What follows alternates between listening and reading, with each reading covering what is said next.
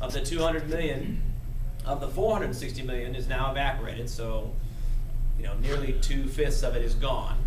We're going to have another quarterly update in November and a third one in February, and I wouldn't be surprised if that entire ending fund balance disappears. We may even at that point have to make some cuts, but it's not going to be what it was if we budgeted all that money and all those agencies had been operating after it and making promises to people. This is what's so vicious about going back and cutting on people. You get people enrolled in programs they weren't even enrolled in, thinking they can count on something and then take it away at the last second. So all that stopped.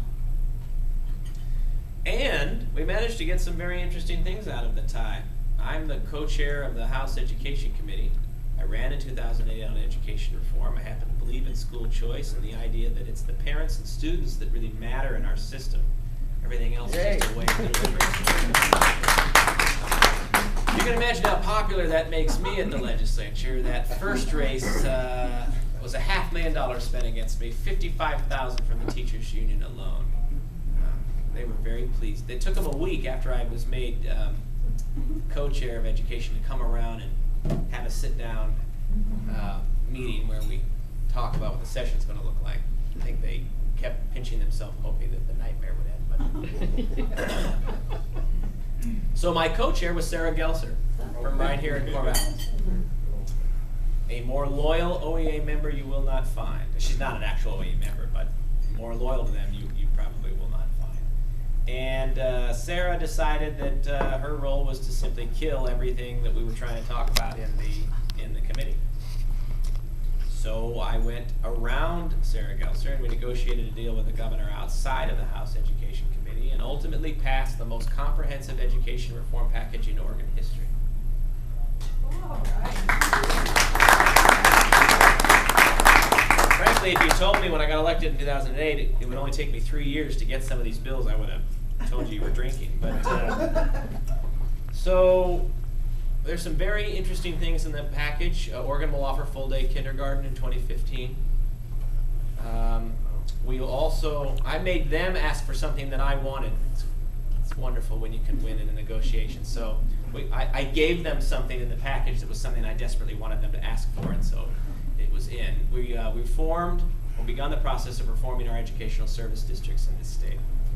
The 3 largest ESDs in the state, Willamette, Northwest, and Multnomah, will all be opt-out ESDs going forward. So the school districts within them will be able to opt out of them and take 90% of the money and either contract back with the ESD, do it in-house, or, thought of all thoughts, contract with a private vendor to provide the special education services, the accounting and payroll, all of the things that ESDs do. I think that we will find the world does not come to an end as that bill is implemented, and we will likely have all of the ESDs in that bill within the next decade or so. When does that take effect? It's a good question. I wouldn't be surprised if that bill doesn't take effect until January 1. But it might have had an emergency clause, and if it did, then it's already taken effect.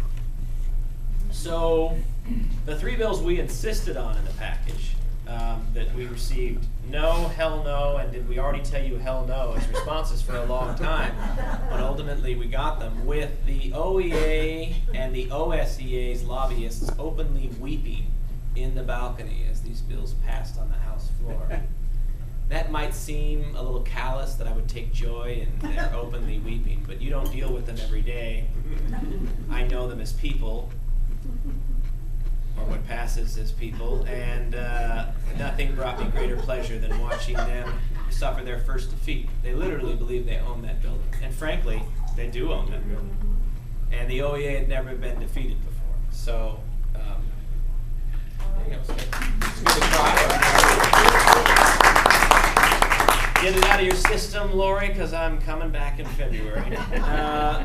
She would come into my office and cry too. It's not going to go anywhere. But so the 3 things we asked for was take the caps off of the virtual school enrollment, something the OEA had done. There's absolutely no reason to prevent parents from enrolling in our statewide online schools, but the OEA, they're non-unionized, and the OEA hates them and fears them.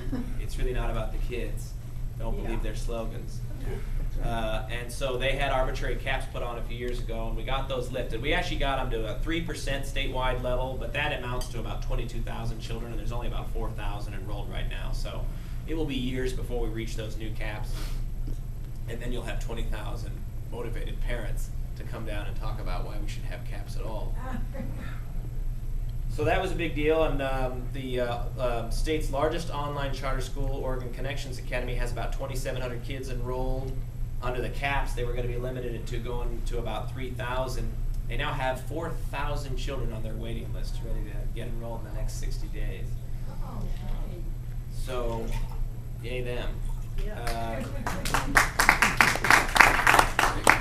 Secondly, the charter school law was the last significant education reform in the state, 1999. We have 108 charter schools, public charter schools open in the state of Oregon.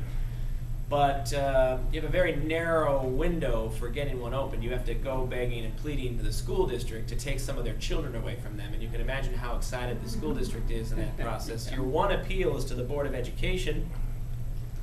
We passed a multiple authorizer bill that adds all the community colleges, the 7 public universities, and OHSU to the list of your appealable entities besides the Board of Education. So you now have a whole host of secondary people to ask to sponsor your charter school if the district turns you down. What I expect to happen is for there to be less turndowns, because all the districts get to skim a little bit of money off of the charter school's budget when they authorize them. And if they don't authorize them and one of the other multiple authorizers does, that money will go to that multiple authorizer. So the districts now have an incentive to sit down and negotiate in good faith and get to yes, which I'm hoping more of them will do. And lastly, but certainly not least, probably the most significant education reform in the package, Oregon will now be an open enrollment state. So parents will be able to send their children to districts other than the one that they live in. It will still require the receiving district to say yes. By the way, we had to call this in-district transfers because in politics sometimes you have to give things certain names for political reasons. Nobody wanted to vote for open enrollment, but in-district transfer, okay. Inter-district transfer. So the main problem with the current policy is that sending districts usually say no, because that's $6,000 in state funding walking out with that child to the neighboring school district. The law will prohibit the sending district from being able to say no, so it'll still be on the receiving district.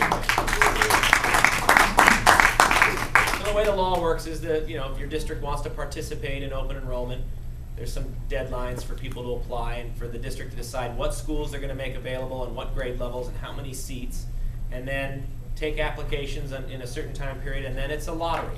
They won't be able to cherry pick based on the best athletes or not wanting the special education kids or something like that. They have 50 seats they're making available in their school, and they have 100 applicants. They'll hold a lottery, and the 50 that are drawn will be enrolled.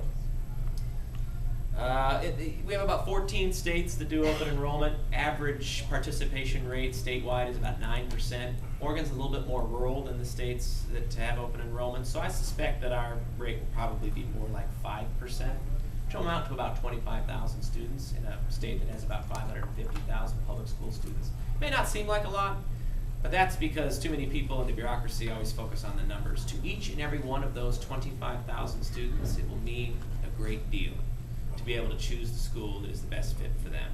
Just like if 20,000 kids can attend online schools, and I've met a lot of these kids, and there are a lot of kids who are square pegs for our round hole system, and they have all sorts of reasons, medical, physical, emotional, why the public school setting just does not work for them, at least the brick and mortar one. They thrive in the online schools. Thrive, get their diploma, and become productive citizens. I can't think of anything more important than getting that done right. This matters.